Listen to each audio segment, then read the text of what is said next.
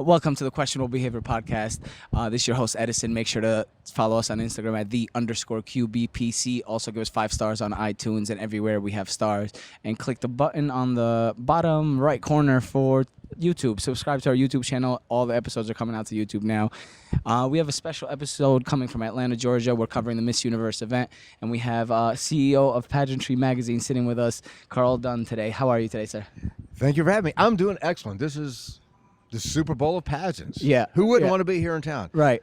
And Miss Universe, SEC weekend. Oh, on top of that, right, we're here with LSU. LSU staying at the Marriott as well. That's great. So tell me, first of all, your magazine is one of the oldest running in the United States. It's been running for over 40 years now. So just in regards to, your family started this magazine and now you had to take it over. Tell me about that transition during the early life of your career where, you took this magazine over and made it your own. How long do you have for the podcast? Oh, I have as long as ever. There's no timeline. There's no timeline. Well, it actually even goes back further than that. My family, Okay. we actually have started the beauty pageant industry in the United States for young ladies 3 to 6, 7 to 9, 10 to 12, 13 to 17, based on the natural look, kind of the Miss America look, Right. for lack of a better word. And we started that in 1962, and then 40 years ago, Okay.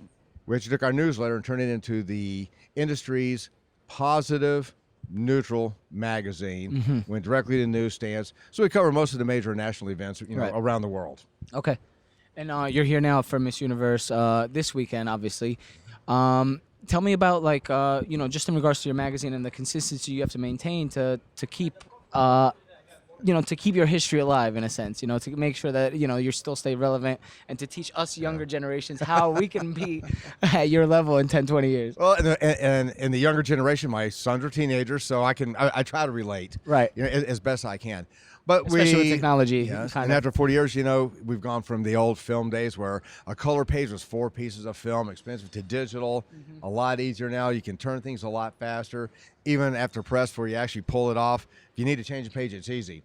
But in the 40 years, there's been a lot. But we work at the major systems. We've helped some of the major ones that may not be on television, but are very well known within the industry. We've helped them launch. Some started off with 10, 20 contestants, and I've seen them grow to 2, 3, 4, 500, some over 1,000. And that was our pageants, right. Exactly, and that was our background. As producers of the largest ones, at one time in the United States, and we've worked with Miss Universe, many covers, Miss USA, Miss America, National American Miss, Rural National Miss. So there's a lot of them that are out there that you may not be as aware of within our industry. They're important, and a lot of these are scholarship-based pageants as well. Oh, okay. All right. So But Miss Universe is the Super Bowl because all the countries are coming in for this. So, generally speaking, since this is kind of new on our show, for most pageants, what are the girls really aiming to win out of them? What's the end goal for a lot of these girls that you've seen throughout your career? Well, Especially for some of the smaller pageants besides Miss Universe that everybody knows. That's a great question. And a lot of it is based on the actual event itself.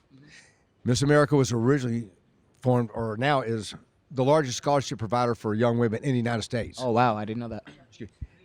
Miss USA, Miss Universe, a lot of them look at that as an entree into a career in the entertainment industry, whether it be Instagram star, television, Modeling, movie, et cetera. modeling, etc. So, and a lot of these young ladies will cross over between the actual events themselves.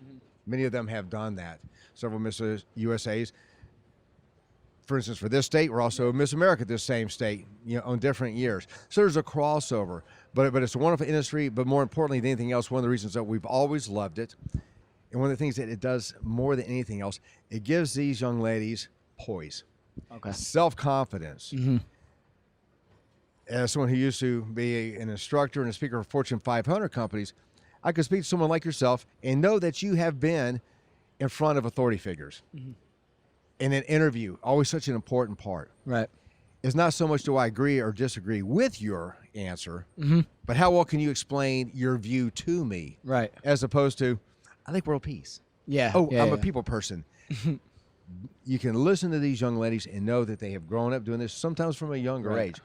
And yeah, that some is of these why, girls in the teen competitions, they're entering at 15 and they already have to kind of maintain a certain type of look and, Exactly. throughout their whole life from a young age. 15, how about 5, 7, 10, 12, Right, 13. even younger. Yeah. And even look at someone like right now, our current Miss USA. 2 law degrees, a practicing attorney. Yeah. And she is Incredible. Miss USA competing Incredible. here for Yeah. Miss Universe. And on top of that, I even heard Miss Ireland is works for NASA. So you could imagine on top, the level of, they're not just offering. It's not just a pretty girl walking up on the stage. It's this is a wonderful industry, and this is a role model. Every single girl is their own role model for their country. I even tell my sons, and they would hate that I say this, but I tell them, look at these young ladies. This is who everybody should aspire to be. They are learned. They are accomplished. They are educated. They are goal-oriented, and they know how to time manage because, they're taking speech classes, wardrobe, school. Again, some of them already Top have of that, careers. maintaining their figures. It's hours it's on end. amazing. Yeah. It is really amazing. It's kind of incredible how much they can do in such little time also, because a lot of these girls, they're only winning their representing country a couple months before coming here. Exactly. So, from that to here, they don't even get to enjoy a little bit of their success. They have to right away be into the mentality of, like, I have to compete with the whole world. And again, with my family being involved since 1962, you can imagine how many that I have seen do this. Right. So, in your opinion, from yesterday's competition, who would you say are your favorites? Well, everybody asks me that, and I have not to be politically correct in this politically correct charged climate that we live in today of social media. But you never know. Right. Lots of times, I'll have something in mind. It comes to fruition. Sometimes, I'll go and scratch my head afterwards. Right. I mean, clear, you're not the judge, but in your opinion. I am always intrigued with how the judges are instructed. And I know whoever tomorrow night walks away with this Miss Universe crown will be the best representative of the organization's values and what they promote as instructed to the Miss Universe organization's selection committee. That, my friends, is how you answer a question politically without answering a question.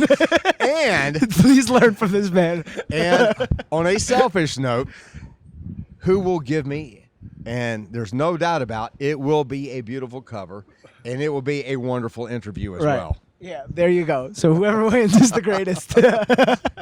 In other words. Politically correct there. There you go.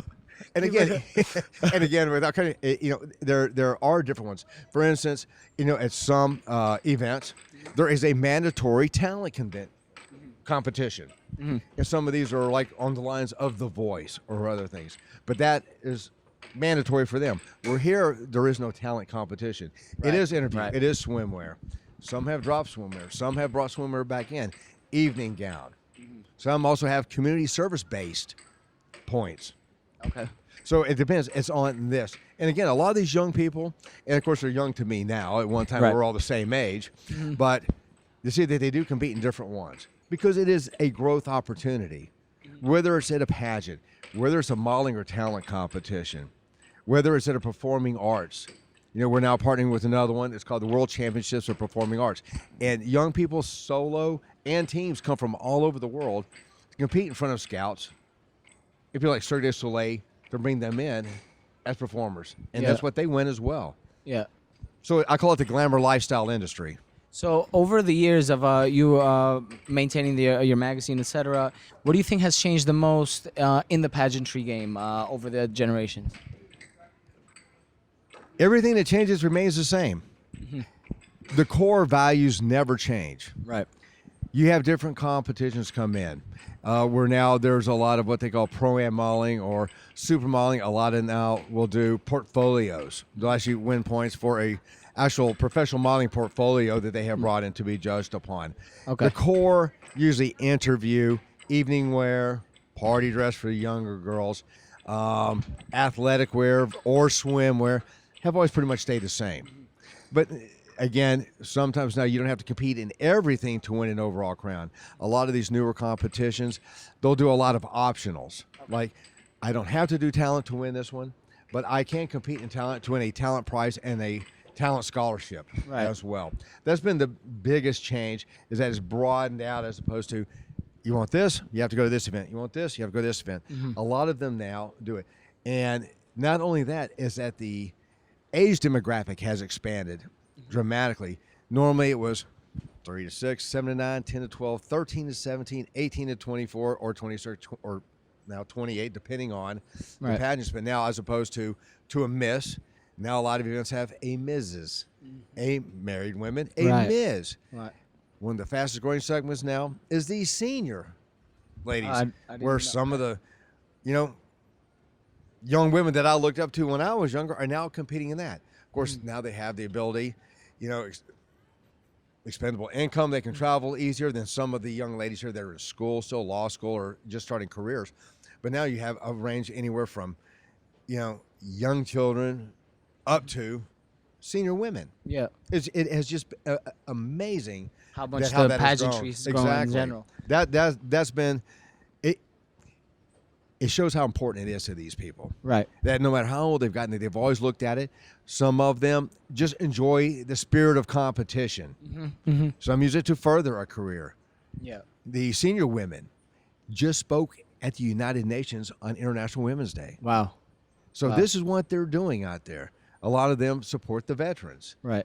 Wounded warriors. So that's been probably the biggest change, is that it's just been an explosion within, from its infancy. From a couple of competitions, it's just grown to more and more and more, and it's broadened. Hundreds I can't even keep up with them. So now, in regards to Miss Universe, there's been a lot of girls that haven't won, but have used this platform to grow their career a lot further. So what are some tips that you would give a girl entering Miss Universe for the first time on how she can really utilize this platform to their best potential? Well, and that's a great question, especially today. And let's use a former Miss Universe as an example, Olivia Culpo, with millions of followers. Now, some do better than others. Right. And in this day and age, certain genders and genres do better than others as well. Excuse me.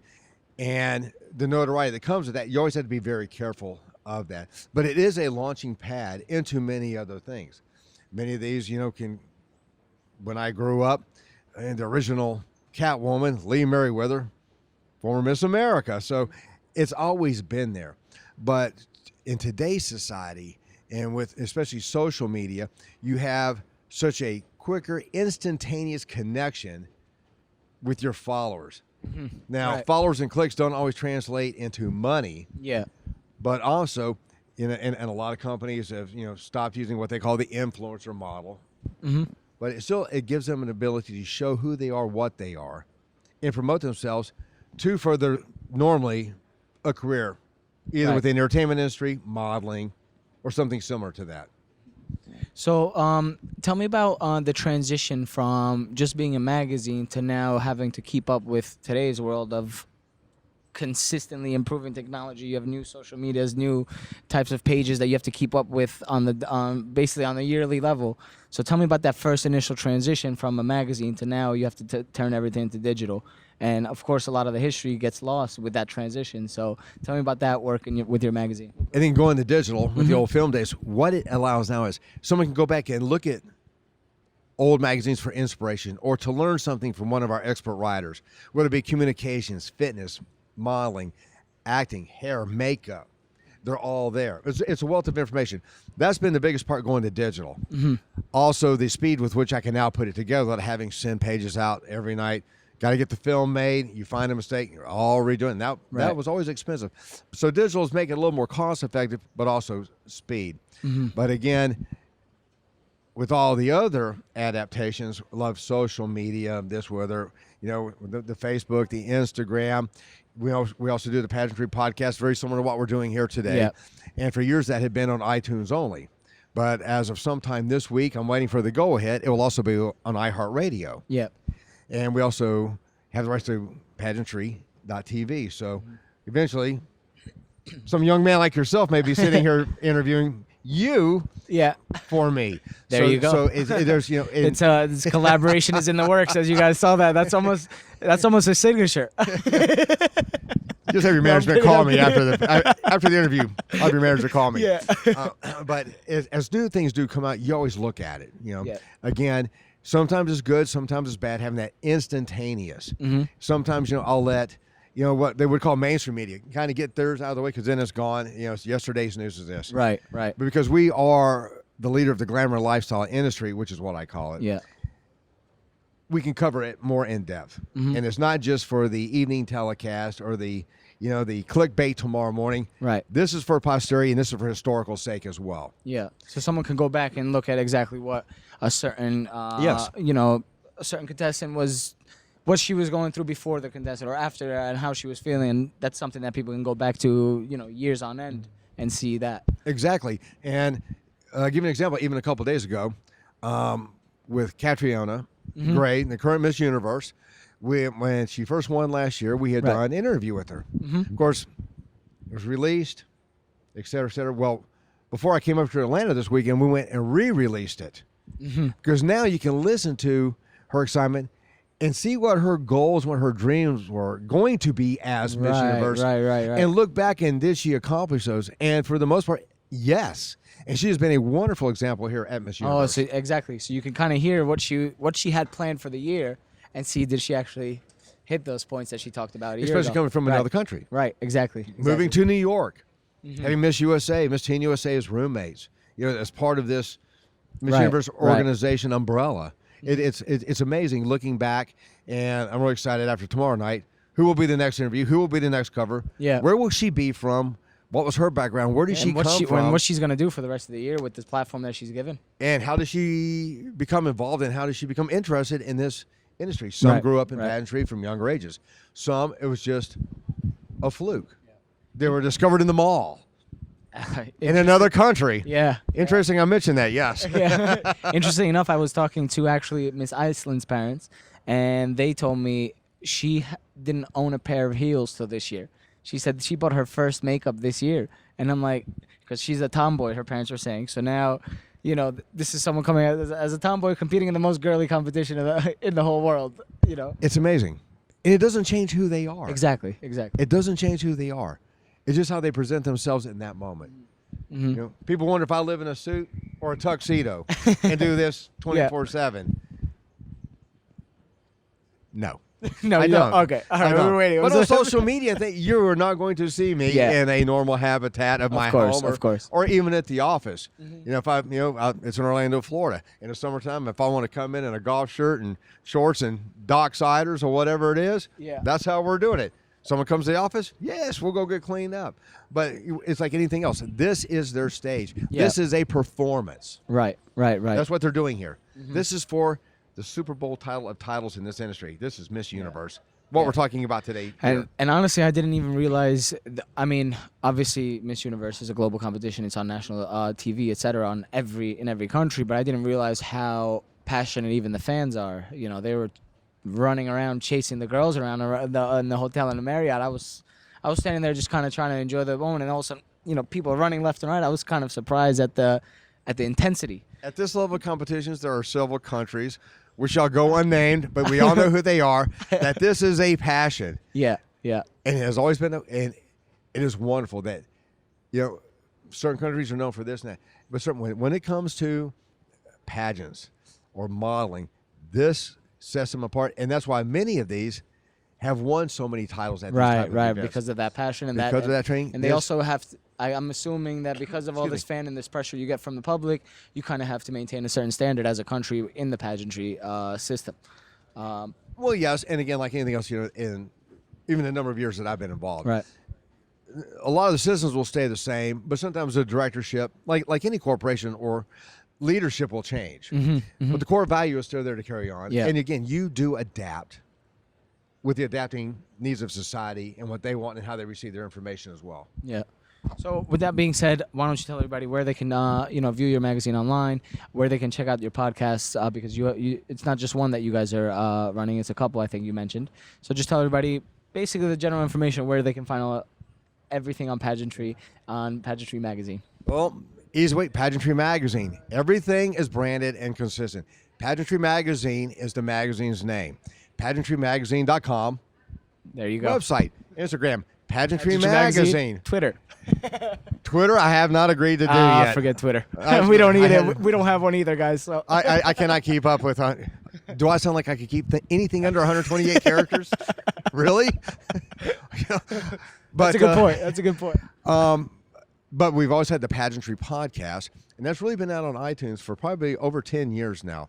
And as of a couple of weeks ago, we had just redone a 9,000-page conversion from coding on the website to WordPress, so we can update even faster and have other team members besides just the coders update it after this event, let's say for Sunday night. So now that's updated. But once that's done, all the podcasts are up to date. And we're just waiting for the go-ahead. It's already been submitted. It's already been approved. But the Pageantry podcast will now be coming out as well on iHeartRadio. Right. Congrats to that. It's on our YouTube channel as well, as opposed to just listening possibly to an audio file. Yeah. These will have video inlays and still. So if we're talking about Miss Universe, there's her picture. There's her crowning moment, actually from the telecast. So it's kind of like an interactive video with the podcast overlaying it. Well, it's like anything. I always tell this to everybody. A radio song is only about 3 minutes because of the attention span. Some of these interviews that I do as well, some can go 5-6 minutes, not too bad. Some, depending on the person that I'm interviewing, who speaks very well, could be going 20, 30. 20 some odd minutes, and you're still trying to edit it down. So we do lay those in just as we talk about this. There's photos of this. Then we talk about swimsuit. Oh, there's a swimsuit photo. Evening gown. There's the evening gown. Because it keeps the listener involved, as opposed to just yawn. Okay, cut it off after a few minutes. It's almost like Pink Floyd's "Dark Side of the Moon" sometimes with me. Well, keep on going, and that's just today's society. Because when you're sitting here and scrolling up, it literally takes 10 seconds to go see something new. So that's the society we're in today. But I feel like years ago, people actually sat and listened to interviews much longer. And even with our fans, they already know. This is a platform that we try to make timeless interviews. I'm not here to give them a quick 5 minutes of controversy. This is an interview that people 20 years from now, a pageantry girl can listen to this and learn how she can portray herself better, etc. So, I hope I'm enlightening your listeners a little bit. For sure, definitely. Especially this is a whole new world for them in general. So, it's different from me sitting in this part of the couch as opposed to that part of the couch. Well, before we end, you have to give everybody your podcast voice. I mean, come on. Give them serious? Yes. We need to hear your intro to your podcast. All right. It's not just a Southern voice. Is that what you're saying? No. You had a podcast voice that you turned on the moment you were giving the intro earlier today. So show everybody how you turn on. Well, it's a lot different when you're on the spot, isn't it? Now you're on the spot. I'm not used to being in front of camera. Should we do a countdown? Oh, you mean like I told you that we do? Yes. Let's give it a shot. Are you ready? All right. 3, 2. Here's the intro to their podcast. And welcome to the Pageantry Podcast featuring Carl Dunn and his special guest, the upcoming Miss Universe 2019, coming at you live from Atlanta, Georgia. We hope you've enjoyed this evening's interview, and we welcome you back to another exciting edition of the Pageantry Podcast. There you go, ladies and gentlemen. When I learn that's when I'll make it big. All right. Thank you so much, everybody. Don't forget to subscribe to our YouTube. Give us 5 stars on iTunes and everywhere we have stars. And make sure to check out the Pageantry Magazine and the CEO, Carl Dunn, over here with a lot more Miss Universe content coming out. Thank you very much, brother. Appreciate it. It was a pleasure. Thanks for sitting down with us. Thanks for having me.